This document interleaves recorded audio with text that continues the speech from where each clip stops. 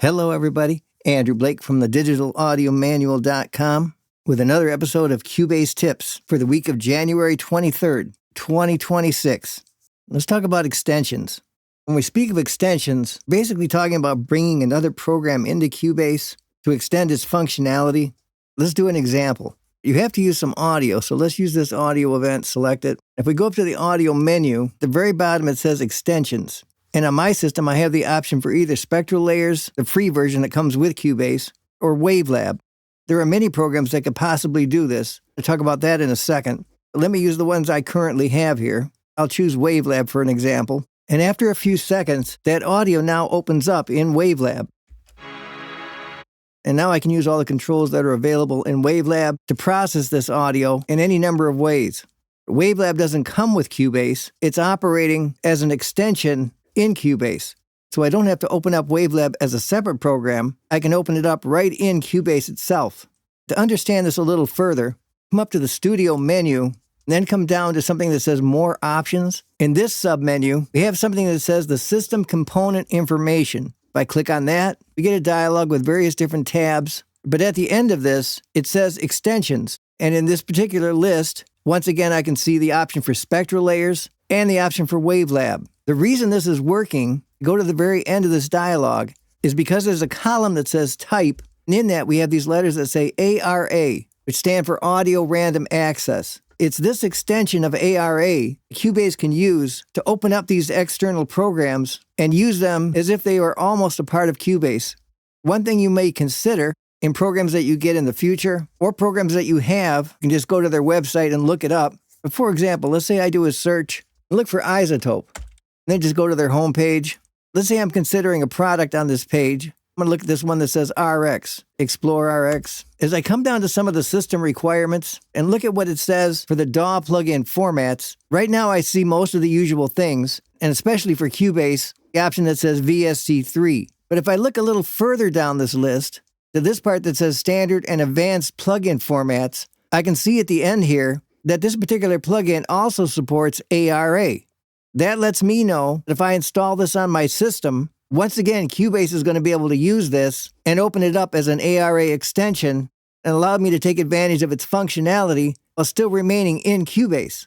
The whole process is pretty automatic. The only thing you really have to do once you install a plugin is come to this tab of extensions and verify that it shows up in this list and has the option for the ARA extension. After that, simply selecting your audio and choosing that option in the audio extensions option locks that program onto this audio. Now if I double click this audio, it automatically again opens up with whatever program I have assigned with the ARA extension. Another thing to pay attention to with this, on the audio itself, there's now a new little icon in the upper right.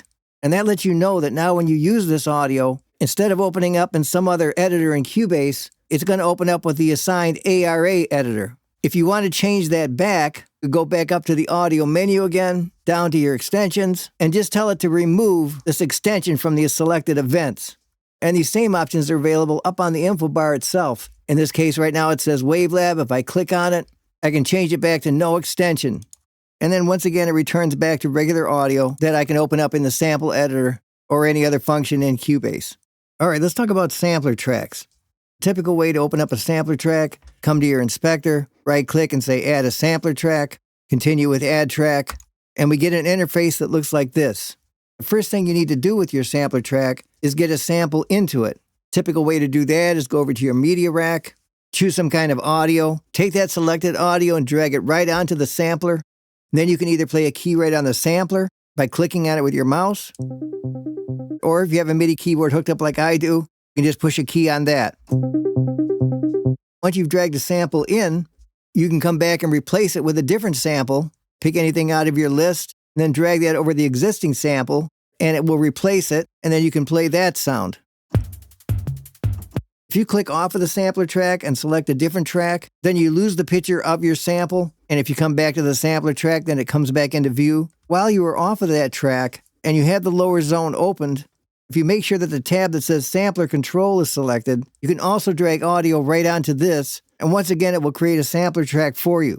But a really nice special option is that it doesn't necessarily have to be audio. You can take a MIDI part as well. I'll select this MIDI part here and drag it down into the sampler window. And in a few seconds, it renders off the audio. And again, you can play that on your sampler track. All right, let's talk about the pool.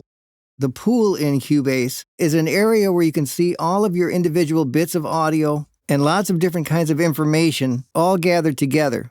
To open up the pool, you need to go to the Media menu and choose the first option to open the pool window. And this is the pool. Currently, I have various bits of audio in here. I can choose any one of these and look at the information that's listed here. If you haven't changed your shortcuts, you can also hit Control-P, and that opens the pool as well. Some of the basic folders that are here all the time, there's an audio folder. If I collapse these for a minute, in this case, there's a video folder, and there's something called the trash. When I hit the plus button, I can expand this audio folder, and then I can see all these various bits of audio. Every time I create a piece of audio, it's going to be updated and added into the pool. I'm going to take this string part, which right now is MIDI, and I'm going to render it off as audio. Then just to show you what happens, I'm going to take my scissors and cut this piece of audio into 4 smaller pieces. And it says right on the audio that it's called string 4. So now when I open up the pool again, I have a little selection here called string 4. And because I cut it up into 4 pieces, the very next column over shows the number 4, letting me know that that piece of audio is being used 4 different times in my project. Some of the other bits of information you're going to see, if you examine these columns at the top, initially you have media, how many times it's been used. You have a column that says status, and you're going to see various icons in this column. Right now, in my view, there's a few different X's. That's telling me that these pieces of audio are in an external folder or some different area, not necessarily in the project folder. I could see a question mark here.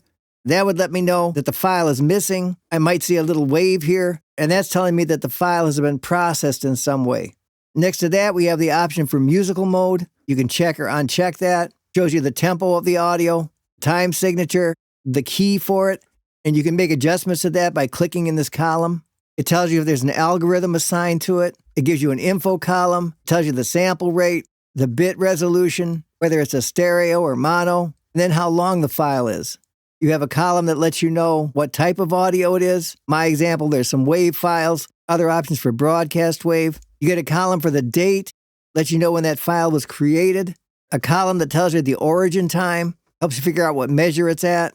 Then you get this little picture where you can actually audition your audio. When you click on it, it'll just play the sample for you. You can hit your space bar to stop it again. And then this last column says the path, so you can see where these files actually are, which is very useful in case you have files that ultimately you want to bring into your project folders. You can take any of these column headings and drag them around in case you want to rearrange the view and make something easier for yourself to read. So take a minute, open up the pool in one of your projects, and examine some of this information, and you may find it helps you get a handle on where the audio is in your project and how you can best use it. If you're looking for more complete explanations on all these subjects, like extensions and the sampler track, or how to use the pool, as well as step-by-step demonstrations taking you through all the different features and functions of how to use it, be sure to click the link in the description of this video or visit thedigital-audio-manual.com for more information. As always, it's great to have you here. Thanks for watching, and I'll see you on the next video.